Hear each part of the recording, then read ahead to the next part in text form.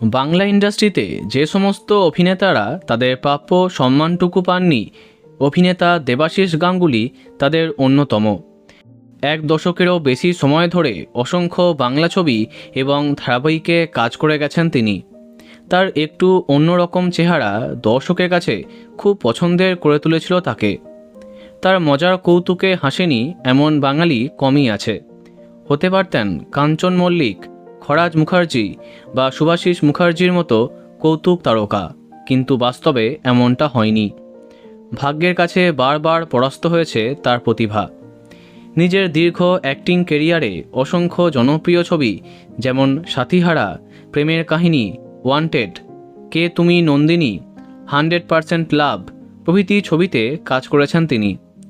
100% লাভে বাবু মারবিন্নি যেন আজও জনপ্রিয়। এছাড়াও চুনি পান্না, বই গেল প্রভৃতি ধারাবাহিকে তাকে দেখেছে দর্শক। কিন্তু বর্তমানে কোথায় তিনি, কেমন আছেন, খোঁজ রেখেছে কি টলিপাড়া? 2 বছর আগেই করোনায় আক্রান্ত হন তিনি। নিজের মাকেও হারিয়েছেন। কোভিডের সময়কার অসহায় অবস্থা থেকে উঠে এসে আস্তে আস্তে আবার ইন্ডাস্ট্রিতে ফেরবার চেষ্টা করেছেন। একবার আক্ষেপ করে বলেছেন, এত কাজ করলেও তার নামটা জনপ্রিয় হলো না।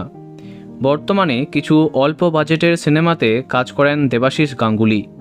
মাঝে মাঝে এক টেলিভিশন চ্যানেলে গান গাইতে তাকে দেখা যায়।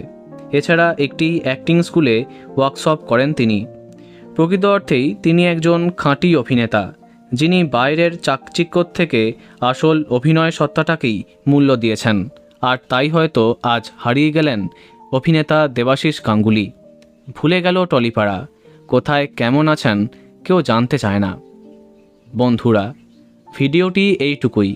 বাংলা বিনোদনের এইরকমই আরও অনেক ভিডিও পেতে সাবস্ক্রাইব করো এই চ্যানেলটি। ধন্যবাদ।